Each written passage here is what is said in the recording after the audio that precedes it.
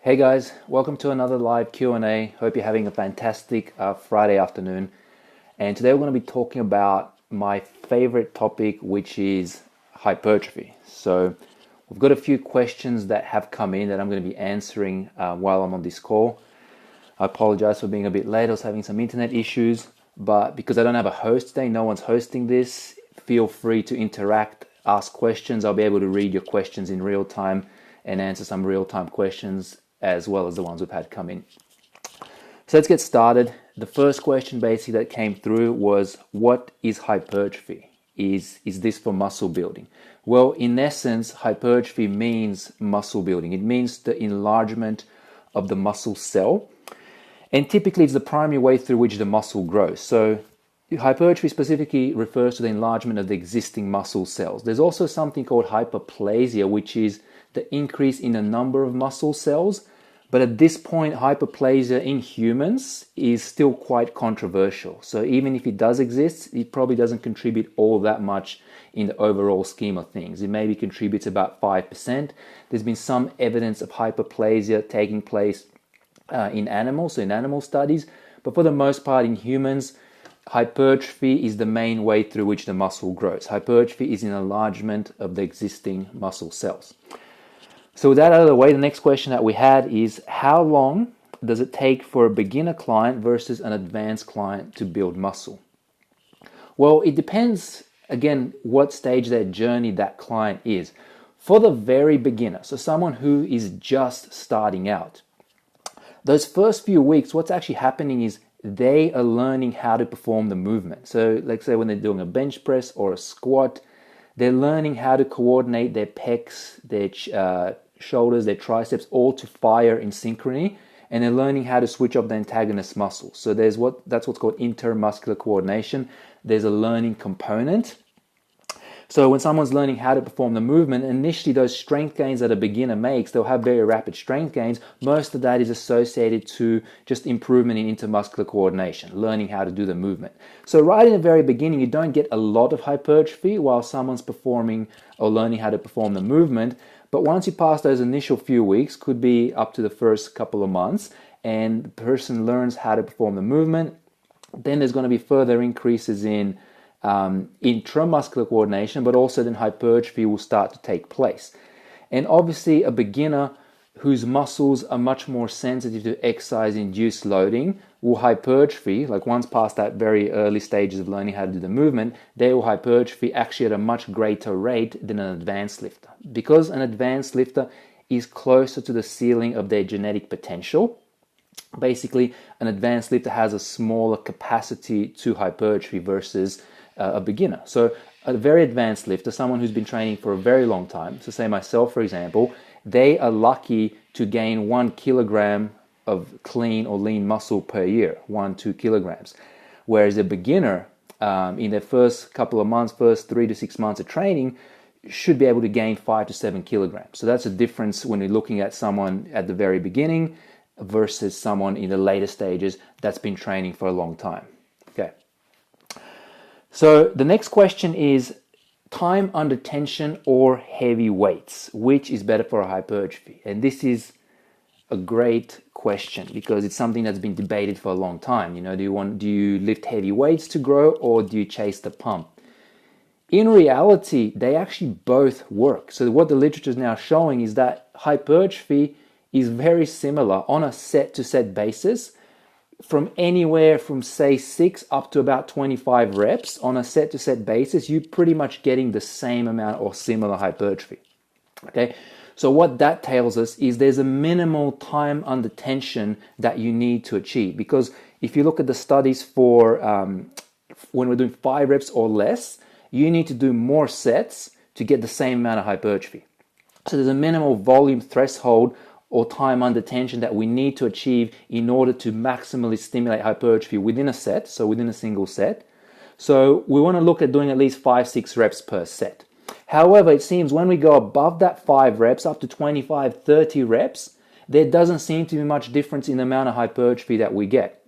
Now, there was a few earlier studies that was probably back around 2013 now. Some studies came out of Russia that showed potentially higher reps so training with more reps gave increased more hypertrophy of the slow twitch muscle fibers, where training with heavier loads increased more hypertrophy of the high threshold motor units or muscle fibers, which makes sense because you think, okay, if you're doing high time under tension, the slow twitch fibers, which are more fatigue resistant, they're going to be exposed to longer time under tension, so it may potentially or preferentially stimulate more hypertrophy in those fibers by doing more reps.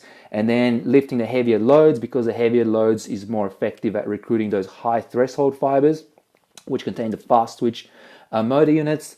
You think that you're going to be recruiting more of those and exposing them to higher loads, so potentially getting more hypertrophy in those motor units. However, since then, so that was back in about 2013, a whole bunch of other studies have been done which looked at fiber-specific hypertrophy, and most of the studies have not shown any difference in terms of fiber-specific hypertrophy. In other words, whether they're doing 15, 20, 10, or 5 reps, the total hypertrophy seems to be similar. And generally, if one rep range shows superior hypertrophy to another rep range, it tends to be in all the muscle fibers, or that rep range seems to show superior hypertrophy overall versus just selective hypertrophy in one fiber.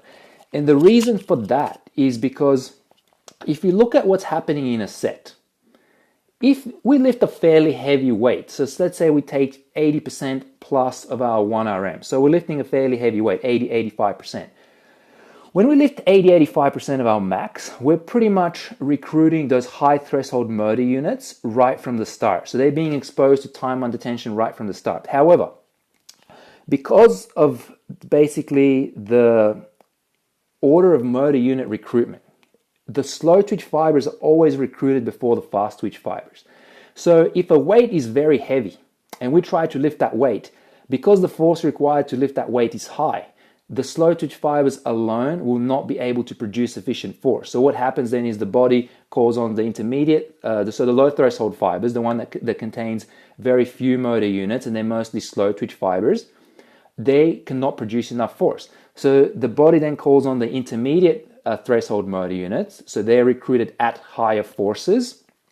Intermediate threshold motor units contain maybe a couple of hundred muscle fibers, and most of those fibers, some are slow twitch, some are fast twitch. Now, if the intermediate threshold motor units cannot lift the weight, then the highest threshold or high threshold motor units will be recruited.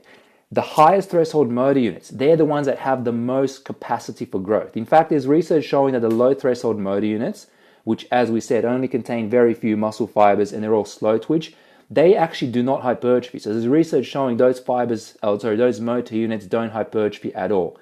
The intermediate motor units possibly hypertrophy a little bit, but the most of your hypertrophy comes from those high threshold motor units. So high threshold motor units contain thousands of muscle fibers. Most of them are fast twitch, and some of them are intermediate, so type 2A, some of those are slow twitch. But these are the motor units which have the most potential for hypertrophy. So when we lift a heavy weight, if the weight is heavy enough and those low threshold and intermediate threshold motor units cannot lift that weight, the high threshold motor units are recruited right from the beginning. Now, obviously, if we're lifting less than 5 reps, yes, those fibers are going to be recruited from the beginning. Yes, also the slow twitch fibers will be recruited. Because remember, motor units are recruited in order of threshold. So if the lower threshold motor units can't pick up the slack, then the intermediates will kick in, and then the high threshold. So if we've recruited the high threshold motor units, we've already recruited the low and intermediate threshold motor units. So if we're doing less than 5 reps, we're recruiting pretty much all our motor units right from the start, but there is insufficient time under tension, at least from one set, to cause maximal growth. That's why you may need to perform, instead of 3 sets to get the same growth effect, you might need to perform 7 or 8 sets to get that same growth effect. But all the motor units are being recruited. So what happens though if we're doing now 10 repetitions, 12 repetitions, 15 repetitions? Well, those earlier reps, because the load is going to be below that 80-85% of 1RM, which is the threshold where we start recruiting the higher threshold motor units, those first couple of reps, we're only going to be recruiting mostly low threshold motor units. Now, as we start to fatigue, in order to maintain that force output, that consistent force output, the body will then recruit or call on the intermediate threshold motor units. As those motor units fatigue, those last couple of reps will start to call on the high threshold motor units. So if you look at basically the velocity kinetics and EMG of like the last 5 repetitions of any set to failure, whether it's 10 reps, whether it's 15 reps, whether it's 20 reps, it looks quite similar to a 5RM. In other words, it looks quite similar to, let's say, take a max weight for 5 reps. You're typically performing those last 5 reps at a similar velocity. And if you look at EMG activity, it's quite high, which means even in a higher repetition set, it's those last 5 or so reps where you're getting activation of those higher threshold motor units. You're recruiting those motor units and they're subjected to high time under tension. So this is kind of where hypertrophy really comes from. It's any set where we recruit those high threshold motor units, which means the effort needs to be near maximal, and those motor units are exposed to high time under tension. Now, because when we're in those last 5 reps before failure, when our effort is maximal, whether it's a 5RM or 10RM or 15RM, we're recruiting those high threshold motor units. And because involuntarily, the load is not going to be moving fast. You can try move the weight fast, but typically if you look at the research on a 5RM, the bar tends to move about 2 to 3 seconds in those 5 reps on the concentric phase alone. So even if you're trying to move the weight fast, it's not going to be moving that fast. Those high threshold fibers are going to be recruited and they're going to be subjected to high time under tension. So now the belief is more, the reason we get similar hypertrophy from low reps and high reps is not so much because the high reps are causing hypertrophy in the slow twitch or the low threshold motor units, and the lower reps are causing more hypertrophy in the high threshold motor units. It's more that as we approach those last 5 reps in any set, whether it's a 5RM, whether it's a 10 or a 15RM, as those high threshold motor units are recruited and they're subjected to high time under tension, that's what creates the stimulus for hypertrophy. So this is called like the stimulating reps or the effective reps model of hypertrophy. Right now, this is the most dominant model of hypertrophy. So time under tension is important to a degree, as long as we're getting about 5 reps per set. But beyond that, if we're getting 5-6 reps per set, those additional reps simply act to bring us to a point of fatigue where we're inducing hypertrophy. So say, for example, if you're doing 5 reps, you're pretty much getting growth out of every single one of those reps.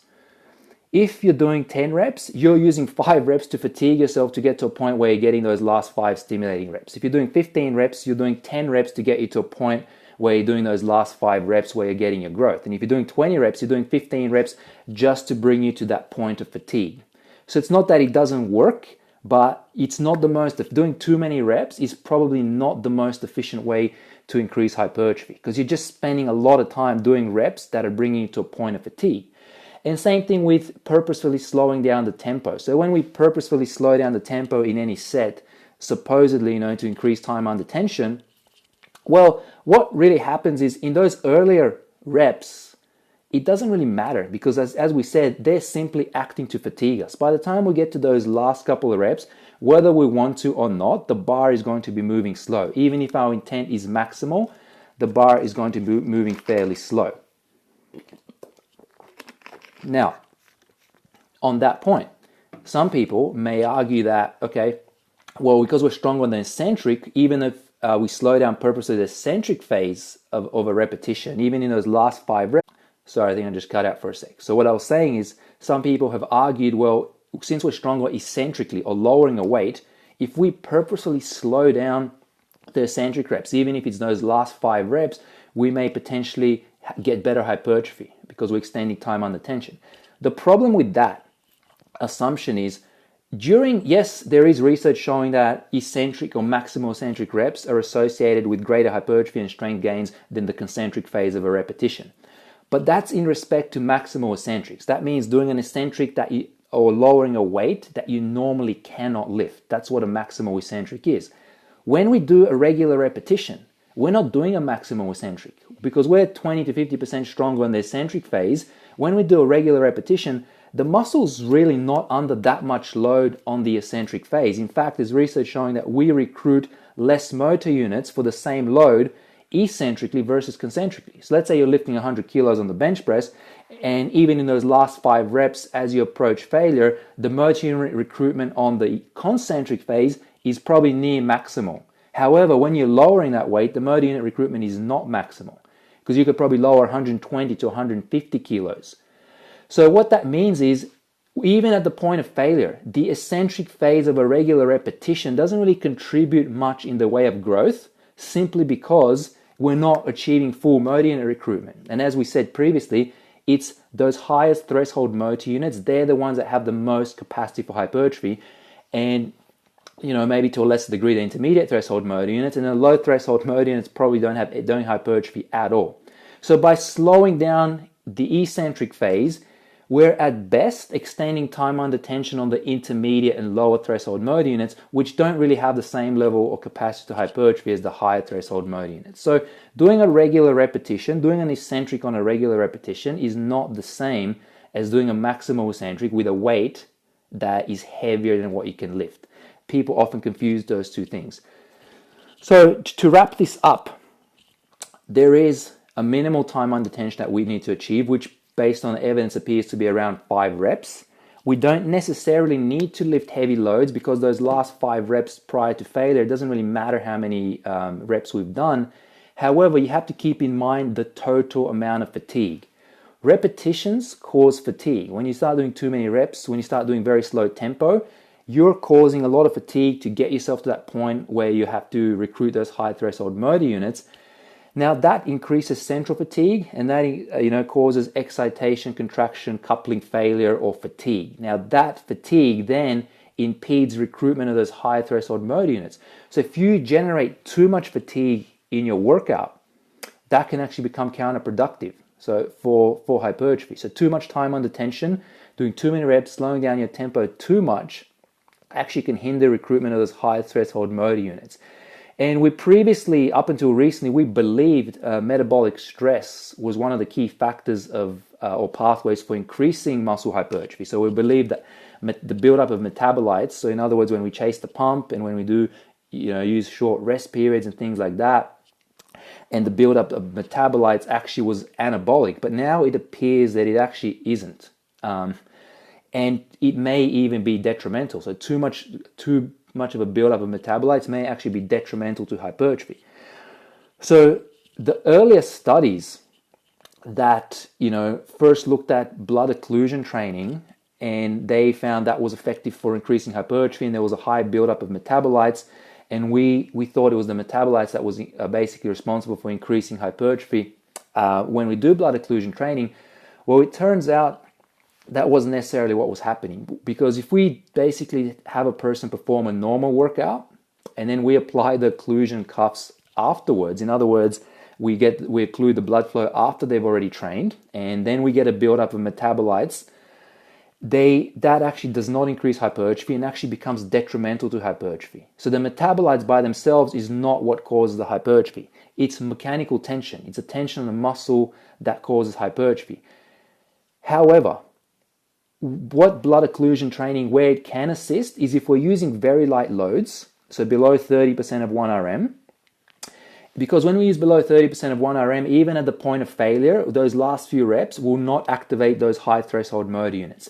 And that's likely because of excitation, contraction, coupling failure, and central fatigue. When we do too much reps, actually we increase central fatigue. So most people think central fatigue is related to heavy weights, low reps, but it's actually much more strongly related to high reps and the cardiovascular demand and metabolic stress. So if we do use too light of a load, so less than 30% of 1 RM, even if we go to failure, those last few reps are not going to activate those high threshold motor units. However, if we use occlusion, because in essence we're cutting off oxygen supply to the muscle, without oxygen supply, those low threshold motor units or the slow twitch fibers will crap out really quickly, and the high threshold motor units will become activated much sooner in the set. So what occlusion training allows us to do, or blood flow restriction training allows us to do, is actually train with very light loads and be able to activate those high threshold motor units, which is why we can still get comparable hypertrophy from using the lighter loads. But the metabolic stress in and of itself is not the driver of that. It's the mechanical tension on the high threshold motor units, which is the driver of hypertrophy. So yes, some time under tension is desirable, but excess time under tension is not great for hypertrophy either. So doing too many drop sets, supersets, too many reps, slowing down tempos, all these things that gives you a massive pump and feels great and feels like you're having a productive workout, and that's increasing hypertrophy. is probably not contributing that much to hypertrophy, and there is research to suggest that it can be detrimental. So that's why generally for hypertrophy, what we're looking at is kind of performing between 6 to 12 repetitions. Enough repetitions to hit that minimal time under tension, not doing excessive repetitions where it starts to become, excessively fatiguing. Because if you start doing too many repetitions as well, and it becomes excessively fatiguing, the total number of sets that we can do, the total number of stimulating sets per workout will be decreased. So if we keep our reps in that moderate rep ranges, still gives us some room for variety, that we can vary the rep ranges, workout to workout, or cycle to cycle, but without accumulating too much fatigue. So my recommendation as far as time under tension and load is kind of most of the time, probably I'd say 80% of the time, 90% of the time, stick to between 6 to 8 reps. 6 to 12 reps. That's kind of is really the optimal range of hypertrophy, and we've known that for years. Anecdotally, bodybuilders have trained in that rep range for many years now. We just assumed it was for different reasons than what it was, but that's what the science is now starting to show. So the next question was, what is the optimal rest time in between sets for hypertrophy? So more recently, it's starting to look like longer rest periods are actually more beneficial for hypertrophy than shorter rest periods. So if you look at a decade or so ago, we believe shorter rest periods were better. That was mostly based on the fact that shorter rest periods tend to create a greater buildup of metabolites, and also tend to cause a greater increase in acute anabolic hormone release, so like IGF-1 growth hormone. And we correlated that increase in these anabolic hormones to hypertrophy. But more recently, a lot of researchers have started to question the hormone hypothesis. And if it's more looking like that acute elevation in hormones post-training is more related to mobilization of fuel stores rather than promoting anabolism. Okay, so the acute increase in hormones post-training is actually not that anabolic. And there's a few studies that seem to show some benefit, but the benefit is, if it exists at all, it's only very small, maybe about 8% or so. So that's why we believe previously shorter rest periods was best for hypertrophy. We also believe if you look at within a given period of time, shorter rest periods allow you to do more work. And we correlated hypertrophy with the total amount of work that you performed. So resting less allows you to do more total work. That may lead to a superior hypertrophic effect. But now what it's seeming like is actually the case is when we rest less, on a set-to-set basis, you get an impaired protein synthesis or anabolic response. Okay, so there's possibly resting too little because of excitation, contraction, coupling failure, and because of central fatigue. You don't adequately recruit those higher threshold fibers in the next set. So because of that, the growth response from that set is diminished. So you need to do more sets just to get the same anabolic response as doing fewer sets and resting more. So if you look at, yes, if you do more sets within a given time frame, you can make up for the fact that set for set, it's less. You get a less of an anabolic response. However, just like doing too many reps, resting less and trying to squeeze in this whole bunch of sets within a workout, it's probably not the most efficient way to train for hypertrophy. So it doesn't mean it doesn't work. There's bodybuilders, that train like that for years. Professional, amateur, that are using moderate reps, shorter rest periods. Again, doesn't mean it doesn't work, just like doesn't mean high reps doesn't work, but probably not the most efficient way. Because if you're doing a whole bunch of reps just to fatigue yourself, or you're resting less, you just have to do more work to achieve the same anabolic response. So you're probably looking, as far as hypertrophy, about a 2 to 3 minute rest period might be best. Maybe up to 3 minutes for your big compound movements, and probably up to about 2 minutes for your smaller isolation movements should suffice. Now, the next question that came through was on myofibrillar versus sarcoplasmic hypertrophy. And basically what that's referring to is so we have the muscle cell. The muscle cell is composed of the myofibrils. So the myofibrils are the contractile filaments. So it contains the actin and myosin filaments, which overlap and causes contraction. So the myofibrils are the contractile elements of the muscle cell. And then we have the sarcoplasm, which is the fluid that surrounds the actual myofibrils, or the contractile elements, which basically helps with the providing energy. It contains organelles and fluid and increases the energetics of the muscle cells. And basically the theory goes that if you perform high load, low volume type training, lift with heavy weights, train like a power lifter, you increase primarily myofibrillar hypertrophy, increase hypertrophy of the myofibrils. And if you train with higher reps, shorter rest periods, higher volume, because you're taxing more the energetics of the muscle cell, you're increasing primarily the sarcoplasm. And that's one of the rationales for why pound for pound, power lifters or strength athletes are stronger than bodybuilders, is because they have more myofibrillar hypertrophy, whereas bodybuilders have more sarcoplasmic hypertrophy. In reality, the majority of the muscle, about 80-85% of the muscle, is composed of myofibrils. Only a very small percentage is composed of sarcoplasm, and there's not a lot of very little research to substantiate that either type of hypertrophy can occur irrespective of the other. So when you get any type of hypertrophy, whether you're using heavy loads or high volume, you're generally going to have the increase in myofibrillar and sarcoplasmic hypertrophy, and the sarcoplasm and myofibril component will generally increase in ratio. Now, there's some studies that showed a disproportional increase in sarcoplasmic hypertrophy from doing higher volume work, but A, that was negligible, and B, that's possibly just a transitory response. So overall, because for the energetics of the cell, that ratio between the myofibril and the sarcoplasm is the cell quite closely guards that ratio. So you can't really change it to any great degree. The reason that powerlifters and strength athletes are stronger than bodybuilders is there's other both neurological and structural reasons and adaptations why they tend to be stronger. So they're more neurologically efficient. They tend to have stiffer tendons. They tend to have better lateral force transmission. These are all mechanisms related to lifting heavy loads that improve the capacity to lifting heavy loads. Also, in and of itself, lifting heavy loads is a skill. So if you look, for example, at studies that compare high reps versus low reps, hypertrophy is the same, but the low rep group still gets greater increases in 1RM strength, or increase the capacity to generate max force. The high rep group generally tends to experience better endurance. But when you compare isometric strength, in other words, the ability to exert maximum force isometrically, there's no difference between the groups, which means a large part of that increase in strength that the low rep group is getting is just developing the skill of lifting heavy loads. This is why powerlifters and strength athletes are stronger than bodybuilders. Because at the end of the day, the amount of force that you produce is going to be dependent on the stiffness of the tendons, your lateral force transmission, the size of the muscle, and the efficiency of your nervous system with the rate coding and motor unit recruitment.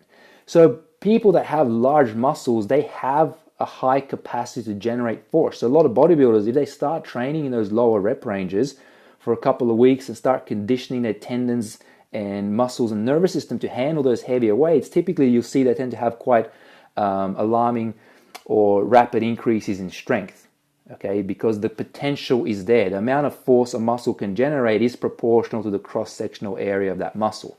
So for that reason, strength and size are proportional, but there's other factors outside of just muscle cells. And that's why the powerlifters and strength athletes, they've maximized those other factors, which allows them to be stronger on a pound-for-pound basis. But as far as myofibrillar sarcoplasmic hypertrophy, it probably doesn't occur to any great degree. It's kind of like hyperplasia. If it does exist and exists on such a small scale, it's probably not worth sweating about that you need to train in a particular way in order to maximize it.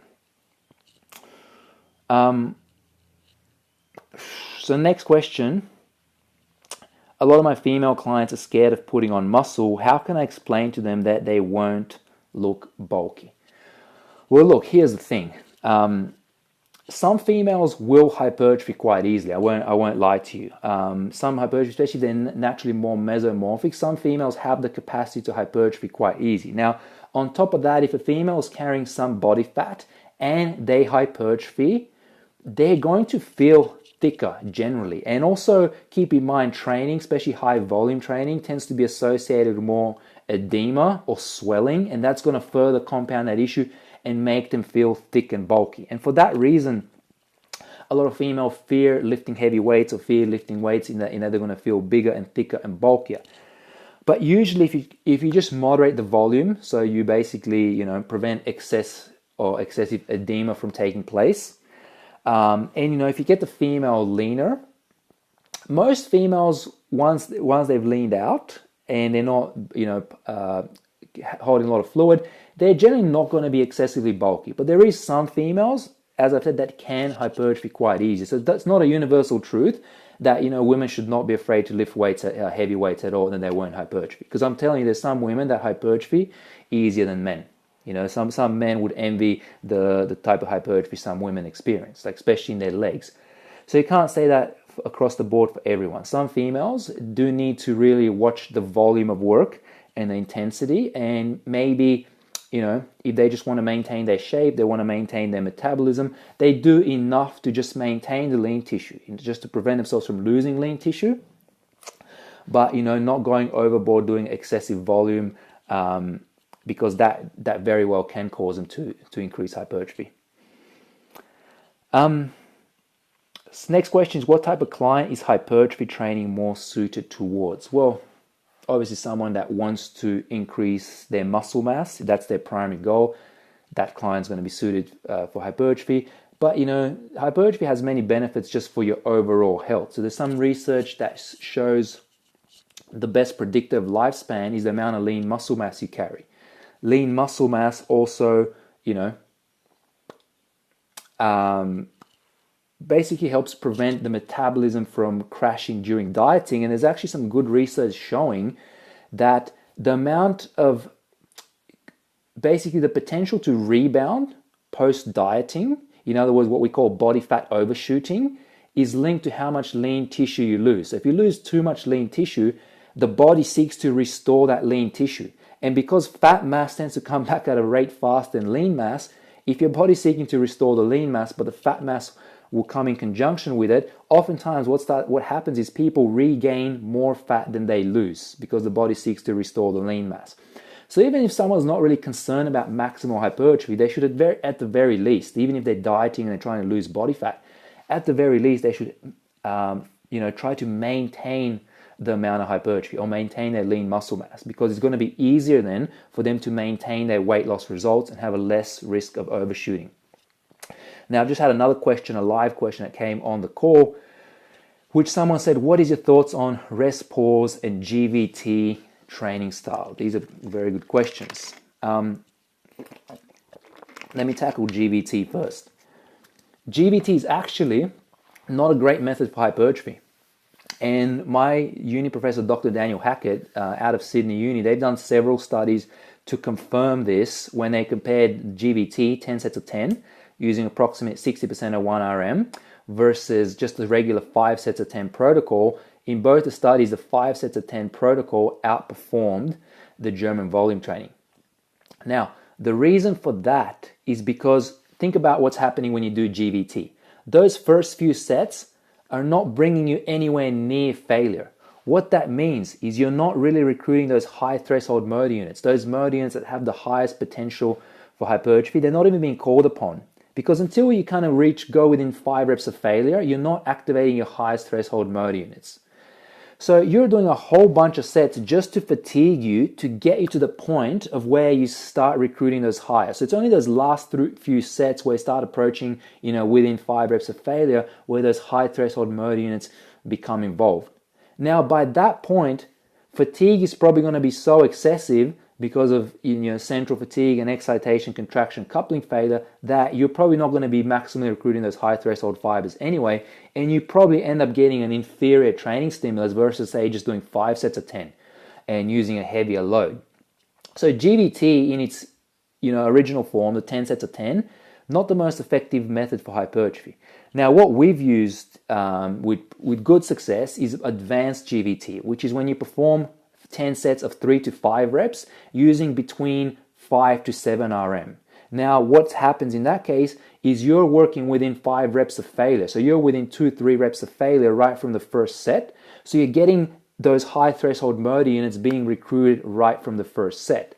Now, because you're not approaching failure though, you can still do a reasonable volume of work, but you're not fatiguing excessively like when you're doing all those reps, because you're still getting the stimulus right from the start. So I think advanced GVT is okay. So if you're doing like 10 sets of 3 to 5 reps, but if you're doing 10 sets of 10 reps, you're just wasting a shitload of reps. This is the classic definition of what we call junk volume, because it's not contributing in any meaningful way to the training stimulus, and it may or may not be detrimental. So if you're going to go GVT, if you want to use a kind of system where you're not training in very close proximity to failure, you're leaving like 3 reps or so in the tank and you're doing more sets to make up for it, the advanced GVT is not a bad model. Like I said, there's been studies that showed when you do lesser reps, or less than 5, so you're getting less than like 5 effective or stimulating reps per set, you need to do more sets to make up for it. Some people might be okay with that. They might be okay with doing more overall sets and just keeping a bit of sets or reps in reserve and making up for it by doing more sets. That may suit their psychological or neurological profile more. Other people might get bored out of their mind doing 10 sets of the same exercise with the same weight, because it just kind of puts you on autopilot. So when it comes to advanced GVT, that's okay for some people. I think for most people, the 10 by 10s was probably a waste of time. Unless you really just enjoy being in the gym and knocking out those first 5 sets just for the sake of knocking them out, go ahead and knock yourself out. But that's kind of my opinion on GVT. Now, as far as rest pause training, look, rest pause training in essence, let's say you did 5 reps to failure or whatever, any amount of reps, and we assume you get probably 5 stimulating contractions in that one set. Now, if you rest pause and you banged out another 2-3 reps, you've in essence now achieved 7-8 stimulating contractions out of that set. So in essence, that one rest pause set counts as 1.5 regular sets. So you factor that into your overall volume prescription for the day. So if you normally do 10 sets per body part, if some of those sets you're rest pausing, let's say on 3 of those sets you're rest pausing, well, that's going to count as 5 sets instead of 3 sets. So you might do 8 sets in total, or 7 sets or so in total, instead of doing the 10 sets, because you're doing the rest pause method. Now, the thing with rest pause though, is when you go to failure, the closer in proximity to failure you work, the greater the central fatigue and the excitation contraction coupling failure that you're going to experience. So if you do train to failure too often within a workout, and especially going beyond failure, which is what happens when you do drop sets and rest pause training and all these techniques, you're really going to impact the amount of quality volume that you're going to be able to do for that session. So if you do these kind of methods, I typically recommend you save them for the end of the workout, once you've achieved a sufficient amount of quality volume for that specific workout. Does that answer the question? I hope it does. Let me know if it doesn't. Anyway, the next question that came across was, does genetics play a role in hypertrophy? It obviously does. Genetics massively plays a role. There's a few key genes that have been looked at within the scope of hypertrophy. One of those genes, I'm trying to remember what it was off the top of my head, it's not coming to me right now, but one of those genes, it was related to how prone to muscle damage the fast twitch fibers are. Okay, and since those fast twitch fibers have the greatest capacity for hypertrophy, in some people the fast twitch fibers can withstand greater amount of damage, and because of that they can withstand greater amount of loading, and these people tend to be more responsive to hypertrophy. There's several other factors that are going to play a role. For example, your lever lengths, typically the attachment of the muscle, how high a muscle attaches. So if you have a high muscle attachment, like let's say your biceps or your calves, because the lever is more efficient, the muscle actually does less work. So the muscle has a harder time hypertrophying is if you have a high attachment. Your muscle fiber makeup makes a difference, because the fast twitch fibers have a greater, depending on what the literature, but across the board overall, literature seems to suggest, the fast twitch fibers have about 50% greater capacity than the slow twitch fibers to hypertrophy. So someone with a naturally higher makeup of fast twitch fibers is going to have an easier time hypertrophying than someone that has a higher makeup of slow twitch fibers, and you see that in the gym. But the other fact is also your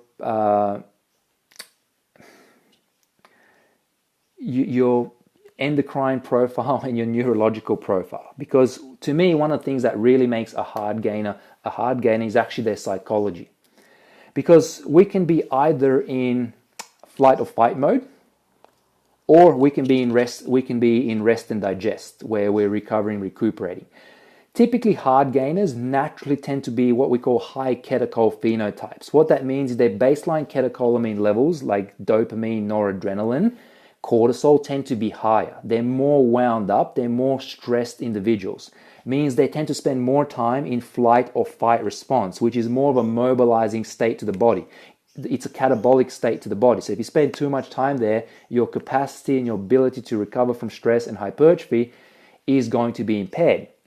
Whereas someone who's more chilled, laid back, more in rest and digest, they're going to have a much easier time just getting, after a workout, winding down, getting themselves out of that flight or fight state and going to rest and digest state where growth and recovery takes place. So to me, what really differentiates the hard gainers is their psychological state. That's why I tell a lot of hard gainers, because by nature, and I know because I speak from experience, I used to be a hard gainer, they tend to sweat too much the small details. They worry about every little thing, and they make too much of these stress hormones. And if they just chilled and relaxed a little bit more and stop being so anal about probably a lot of things that don't even matter all that much, they would have much better results because they can get themselves out of that flight or fight mode, that stress state, and go into that rest and digest state. And that's why one of the best things hard gainers or anyone can really do to improve their gains is to do meditation. Because meditation, out of anything that you can do, helps take you out of that sympathetic state, that flight or fight mode, that what we call survival mode,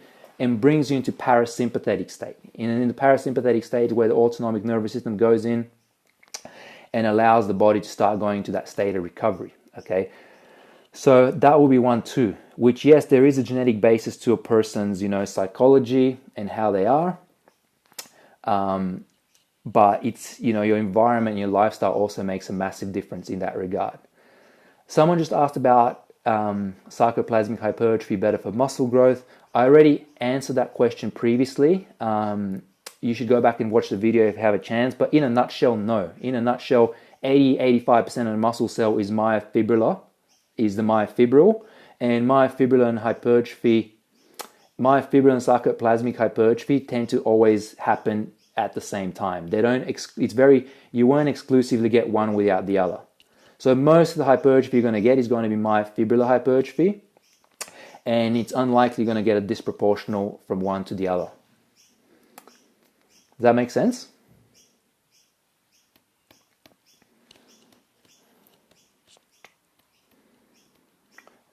So,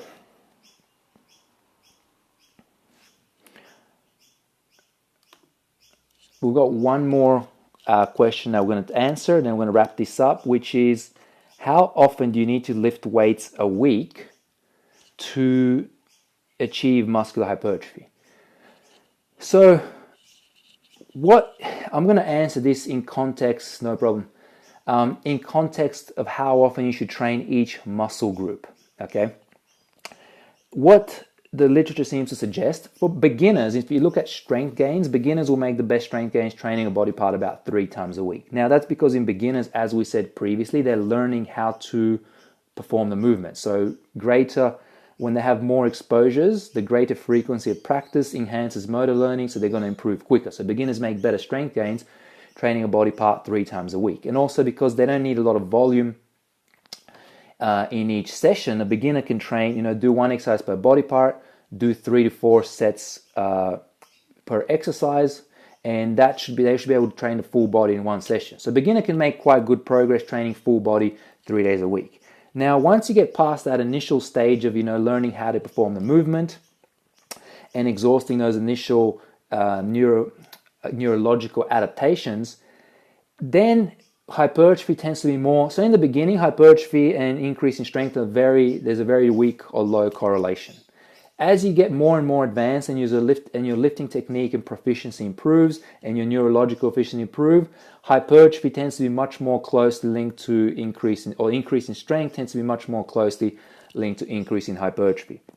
So as you get to intermediate advanced level, now you're also, because of repeated bouts effect, you need to do more total sets to stimulate a hypertrophic response. You may now need, a beginner may need 3 or 4 sets, an intermediate might need 6 to 8 sets, an advanced lifter may need 8 to 10 sets in a workout to optimally trigger hypertrophy. Now, with 8 to 10 sets of work, that can take, some 3, 4, maybe up to 5 days of recovery time. And that means if you repeat that same workout again and you're not fully recovered, what we now know is basically your capacity. If let's say you did a workout and you induce a certain amount of muscle damage, and it would normally take you till, you train on Monday, it would normally take you till Friday to recover.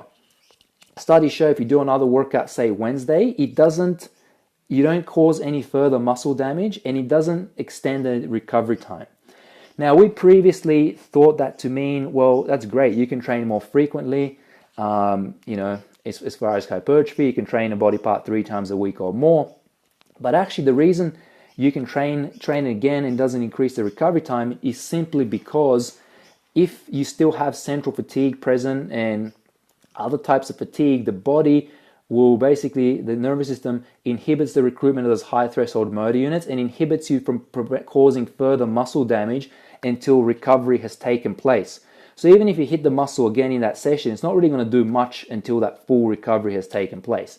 So you probably want to allow full recovery between workouts before you hit that muscle group again. So an intermediate advanced lifter are probably best off training a muscle group twice a week, or every 4, maybe up to 5 days, depending on the amount of volume and the proximity to failure. So beginner, 3 times a week, full body.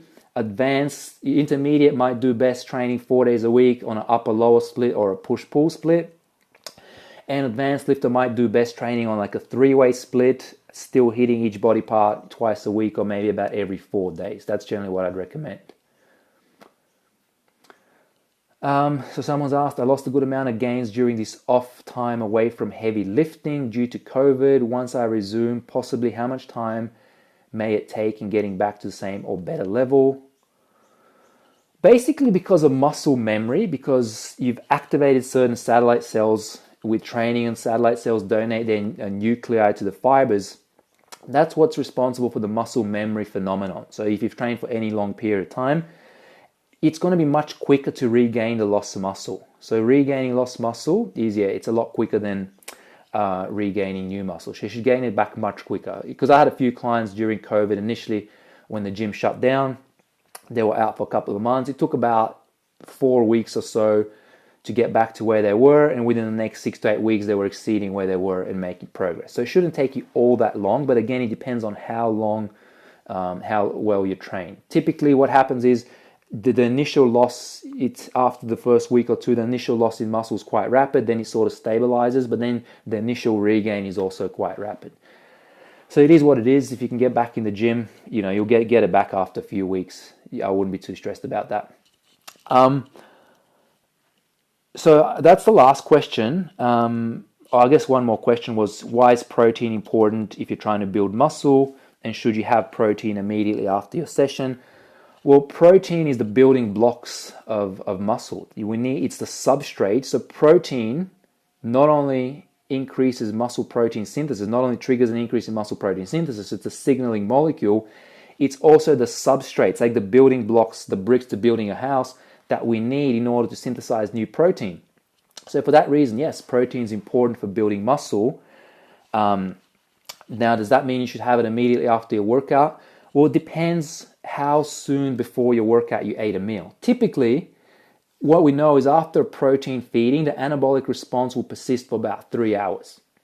And what I usually recommend is having a solid meal, giving about an hour or so, hour and a half, maybe up to 2 hours for the meal to digest. So I generally don't like leaving less than an hour because, you're training with food and the blood's still in your stomach rather than being able to be diverged to your muscles. So I don't like leaving less than an hour. I don't like leaving more than 2 hours because I find after 2 hours of not eating, my blood sugar during a training bout will drop off. So I typically like to leave about an hour and a half or so. Then after you've trained, you train 45 minutes to an hour or so, it's been about 2.5 up to 3 hours. So it's probably time for another meal at that point. You don't have to have it immediately after. You're not going to die if you don't have it straight after. But within the next half an hour to an hour, you probably want to get some protein into you. And because you still have blood going, is more in your muscles at the peripheries, your digestive system post-training is probably not really ready for a heavy or substantial meal. So I personally prefer to have a shake post-training, usually within 30 minutes. And then a couple of hours after that, I'll have, when my digestive system is more prepared and ready for it, I'll have a solid meal. So my personal strategy and what I recommend for clients is, solid meal with containing protein about hour and a half, maybe up to 2 hours before the session. Train within 30 minutes or so, have a protein shake. Usually the shake will have some carbs in it as well. I also tend to put some fat just because the fat keeps a more stable blood sugar response. And then I'll have a solid meal about a couple of hours after that. So there's no real rush to need to slam down the shake immediately after, because you had that meal within that hour and a half period prior to the workout. Those amino acids are still in the bloodstream. That signal that to initiate protein synthesis is still active, and that signal kind of remains refractory for about 3 hours or so, which means even if you had protein in that time, you won't augment or enhance the anabolic response. So there's no real rush to get the protein straight away, but you probably want to start, within half an hour at the latest, start getting some protein into you. So how about someone training in the morning first thing? Look, that's a good question. In that case, I would recommend having some free EAAs, so free form amino acids, because the EAAs will hit the bloodstream right away. They will trigger an increase in protein synthesis, and they'll also provide the substrate you need there as you're training. Some people have BCAA first thing in the morning. If they're training, I don't recommend BCAA, because BCAA, in the absence of the other essential aminos, will BCAA is required to trigger protein synthesis. They're the main, especially leucine is what triggers muscle protein synthesis. But if you have it without the other essential aminos, which are in essence the building blocks, you short circuit muscle protein synthesis. So BCAA is okay if you've had a meal, it's been a couple of hours and you want to train, because you'll still have those amino acids into your bloodstream and you just want to trigger an increase in muscle protein synthesis. That's okay. But if you're training first thing in the morning and it's been 8 hours or so that you haven't had any meal, there's no aminos in your bloodstream, I would have a full spectrum of essential amino acids just before you train, or even like a whey protein shake, like 20 to 40 grams of whey protein, maybe just 30 minutes before you train, with a piece of fruit as well, which gets some glucose into the bloodstream. Then you're good to go. You've got something that's easily digestible, but you've got glucose and amino acids into the bloodstream, so it's not sending the body into a catabolic state when you're training. Is it good taking the EAA during the training? How about eating some carbs like bread? If you've had a meal beforehand, there's no additional benefit to taking the EAA during the training, because you already have aminos in the blood. You've already triggered that increase in protein synthesis. That anabolic response is going to persist for about 3 hours. So there's absolutely no additional benefit to having EAA during the training if you've had a meal beforehand. If you have not had a meal beforehand, then as I said, I'd suggest slamming down those EAAs before the workout. So you have those essential aminos in the blood and you've triggered an increase in muscle protein synthesis. As far as the carbs, like bread, if you're talking about having that before the workout, look, that's going to be a bit harder to digest if it's like right in the morning, first thing, and it's pre-workout and you're only, leaving like 30 minutes or so. A bread will not digest as readily as, just a piece of fruit, like a banana or an apple or something like that. So if you're training first in the morning, my recommendation, just some EAAs or like whey protein with like a piece of fruit. That's a good pre-workout meal.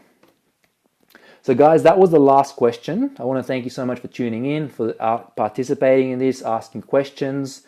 It was good to have you guys actually being active and asking questions, because normally you have someone hosting this and sometimes just sitting talking to a camera for 30 minutes to an hour can get a bit tedious, but when we have people participate, it makes it so much better. So I want to thank you, and hopefully we'll see you in the next live Q&A.